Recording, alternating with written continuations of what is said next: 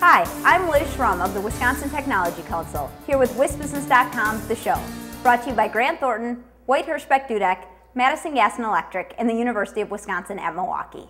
On today's show, Tom Still, in his commentary, talks about GE Healthcare's decision to move its X-ray headquarters to China. And Scott Vandersanden, president of AT&T Wisconsin, talks about a proposed merger with T-Mobile and what that might mean for the state. I'll be right back with the WisBusiness.com stock report for late July 2011. Please hold. Your call is very important. Does it seem like getting technical advice from business advisors can, well, take some time? At Grant Thornton, client access to partners has made them one of the largest accounting firms in the country. Grant Thornton. And now, here's the WisBusiness.com stock report for late July 2011. Rising, Joy Global. As one Milwaukee mining equipment manufacturer sees its run end with Caterpillar's acquisition of Bucyrus, another announces a big step into China.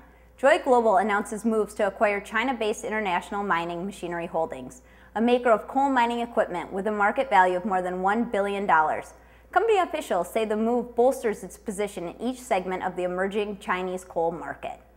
And falling, PCB cleanup. Expensive cleanup of old PCB toxins in the Fox River stalls amid disputes over who should pay a bill that could total $1 billion. The state DNR and U.S. EPA had filed suit asking a federal judge to require Appleton Papers and NCR Corporation to continue funding the dredging at the same rate for a third consecutive year.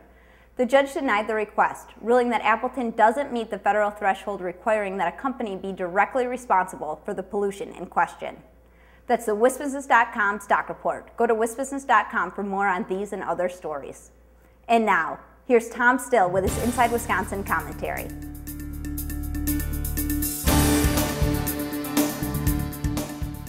At first blush, the announced move of GE Healthcare's X-ray headquarters to China might not seem all that troubling. The company's production unit in Waukesha won't lose jobs, the company says, and only a handful of key executives will move to Beijing. No one should fault GE for trying to expand its reach into China, where more than 1.3 billion people make up more than 19% of the world's population. That's a lot of X-ray machine sales, especially in a nation where modernization of healthcare is critical. Still, Wisconsin can do more to convince GE to grow in Wisconsin and still do business globally. GE's X-ray unit has called the Milwaukee area home since 1947 when the company left Chicago. A new era of growth and innovation for GE quickly began. Today, electromedical equipment is one of Wisconsin's biggest exports thanks to companies such as GE. In fact, only California and Minnesota can claim larger clusters of electromedical equipment manufacturers and researchers. Innovative companies rarely stand still, however, and GE has lately looked elsewhere to expand. In 2004, GE acquired Amersham plc, a pharmaceutical company in the United Kingdom. It later moved its healthcare headquarters from Waukesha to England, becoming the first GE business unit to be based outside the United States. Longtime observers of Wisconsin's business climate say GE has bypassed other chances to expand here, in part because the state hasn't fully appreciated the importance of the company to the state's overall economy. Corporate taxation issues, disputes over highway access to a new building, and other missteps involving state and local government haven't helped. Perhaps mending those fences is a project for Governor Scott Walker and the legislature. One solid building block is GE's relationship with the UW-Madison and the Wisconsin Alumni Research Foundation, the nonprofit patenting and licensing arm for the university. The university began developing intellectual property agreements 10 years ago that have allowed UW and GE researchers to work together on a daily basis. Those agreements have led to hundreds of patent disclosures and the commercialization of scores of breakthroughs, especially in medical imaging. The rise of biomedical research at UW-Milwaukee, the Medical College of Wisconsin, Marquette University, the Blood Center of Wisconsin, and the Milwaukee School of Engineering has given GE Healthcare another source of homegrown talent. Wisconsin's annual export figures demonstrate that medical equipment is one of the sectors driving the state's economy, especially at the intersection of technology and manufacturing. It's no surprise that GE Healthcare is pursuing mega markets in China and beyond, but shame on Wisconsin if it fails to make the case why the company should continue to grow in its historic backyard. Thanks, Tom. I'll be right back with Scott Vandersanden of AT&T Wisconsin. White Hirschbeck Dudek represents companies at all stages of development and in a wide range of industries to navigate the legal challenges of regional, national, and global growth. At WHD, every stage takes center stage. I'm back with Scott Vandersanden, president of AT&T Wisconsin. Thanks for joining us, Scott. Thank you, Liz. Wisconsin recently passed a telecom modernization law. What does this mean for a company like AT&T and its customers?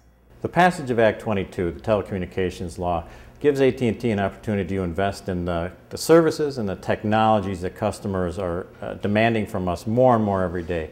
So what we're looking at is we now have the ability to invest in UVerse, high-speed internet, those sort of things that, in contrast to where we were before Act 22, we no longer have to invest in services demanded by the outdated regulations, which frankly customers aren't using very much. So going forward, we'll be able to better meet customer demands, customer needs, and do it in a way that should bring about a much more robust telecommunications infrastructure, which should lead to a greater economic development situation, or climate, if you will, all across Wisconsin.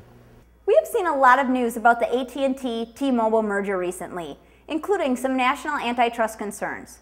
What might this deal mean for Wisconsin?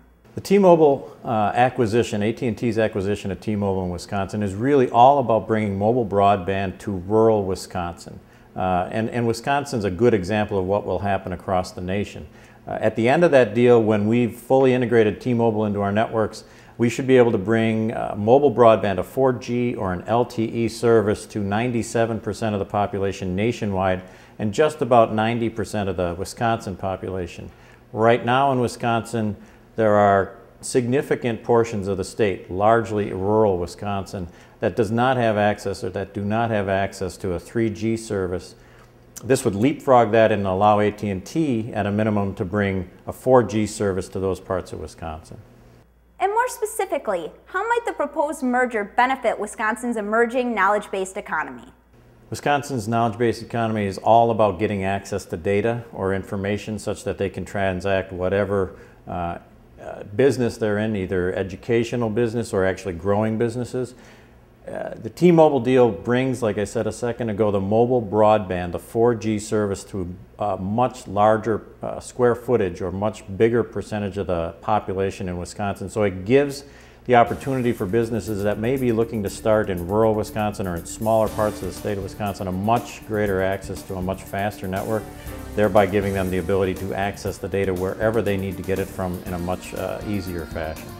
Thanks, Scott, and thank you for watching this edition of WisBusiness.com, the show. The show is produced by WisBusiness.com and the Wisconsin Technology Council, and sponsored by Grant Thornton, White Hirschbeck Dudek, MG&E, and UW Milwaukee. Visit our websites to read and learn more. I'm Liz Schrum. See you next time.